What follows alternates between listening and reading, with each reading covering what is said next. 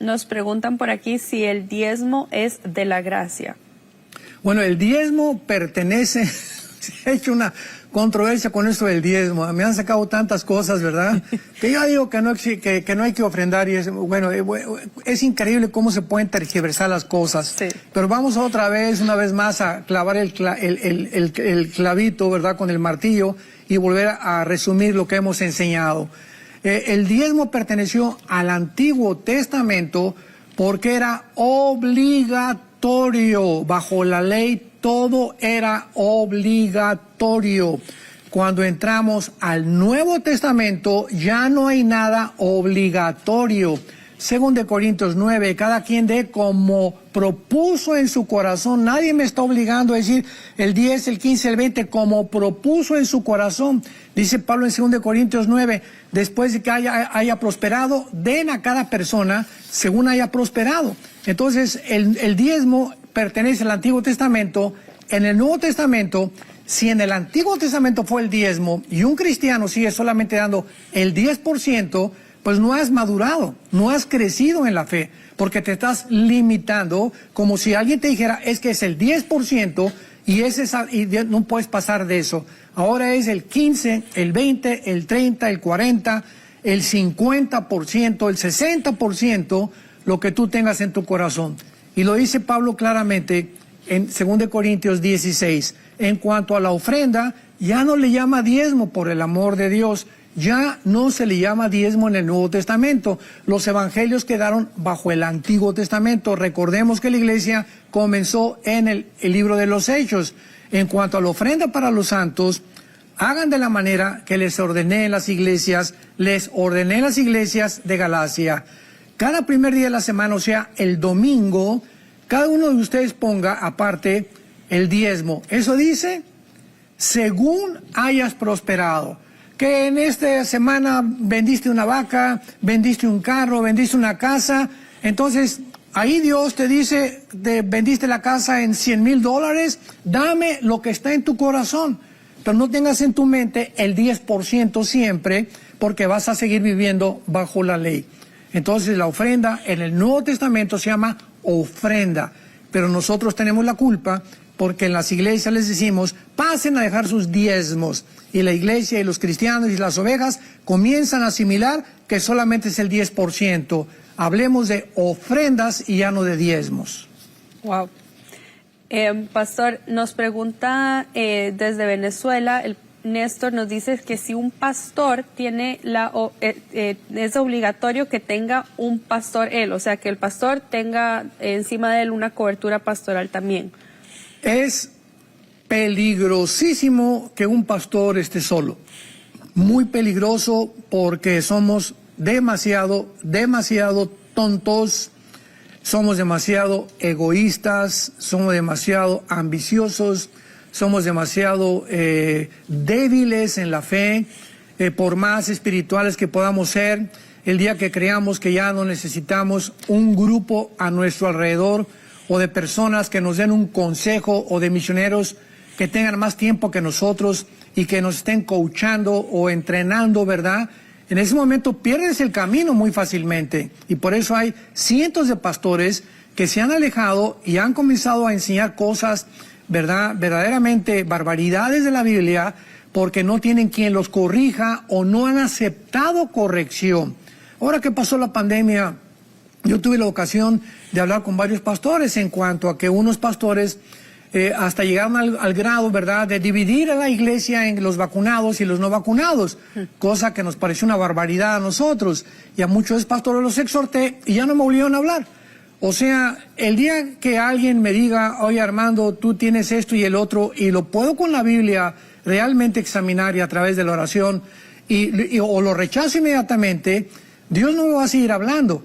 Porque somos un cuerpo y nos necesitamos. La oreja no puede decir que la nariz no la necesita, ni la nariz la boca. Y si no entendemos esta complejidad del cuerpo de Cristo, podemos perder el camino. Así que yo recomiendo a todos mis hermanos pastores, nosotros tenemos en nuestra organización un grupo de 10 o 12 pastores, tenemos reuniones en Zoom, consultamos, platicamos, yo les hablo, les pido el consejo, ¿qué piensas de esto? ¿Qué piensas de aquello? Porque sé que no soy suficiente. Pablo lo dice a los corintios, ¿quién es suficiente para estas cosas? Y los corintios se creían ya suficientes. Y cuando no oímos otras enseñanzas, yo voy a una iglesia aquí en Dallas, ¿verdad?, que necesito yo el alimento y me encanta, le estaba platicando a Rebeca, que es una iglesia con una doctrina impresionante, predican exegéticamente y expositivamente, versículo por versículo, y mi esposo y yo salimos edificados. Y si yo creo que yo ya tengo todo y no acudo a seguirme alimentando cuando otro pastor que venga aquí a Dallas o en México y no asisto, pues sería yo bastante orgulloso de creer que ya no necesito oír a nada. Necesitamos todos los días estar oyendo diferentes pastores, diferentes predicadores, porque a través de eso nos edifica el Espíritu de Dios. Pastor, justo por ese lado nos entra una pregunta de alguien que dice que no sabe cómo aprender más acerca de la Biblia y específicamente no sabe cómo empezar a memorizarse la Biblia. Bueno, tú necesitas pertenecer a una iglesia cristiana, desde luego, ¿verdad?, donde haya estudios bíblicos entre semana. Todos los pastores necesitamos enseñar la Biblia entre semana. Y tenemos que tener también un grupo de Timoteos, de hombres que podamos percibir en sus vidas, que tienen llamado para poder realmente confirmarlos en la fe. Y aparte, pues la enseñanza que se le da a toda la iglesia. Pero si tú no asistes a un grupo en tu iglesia donde se enseñan estudios bíblicos, por ejemplo, el libro de Romanos, todo pastor tiene que enseñar Romanos. Un pastor no puede prescindir, es el primer libro que debe de enseñar doctrinalmente, porque es el que contiene casi todas las doctrinas principales, como la justificación por la fe, el pecado, la división, la relación entre judíos y entre la iglesia, el Espíritu Santo, etcétera, etcétera. Entonces, si tú no asistes a una iglesia donde hay crecimiento a través de la enseñanza bíblica, no vas a crecer. Y la memorización se aprende memorizando. Comienza a memorizar un versículo diario, lo repites antes de acostarte, en una semana 2 versículos diarios y al ratito vas a memorizar capítulos enteros de la Biblia. Todo requiere práctica y disciplina. ¿Usted lo hace así, uno al día, se enfoca en uno al día o en uno por semana? ¿Cómo lo empezó a hacer usted? Porque yo veo que se lo sabe todos y párrafos, no versículos, pero parece...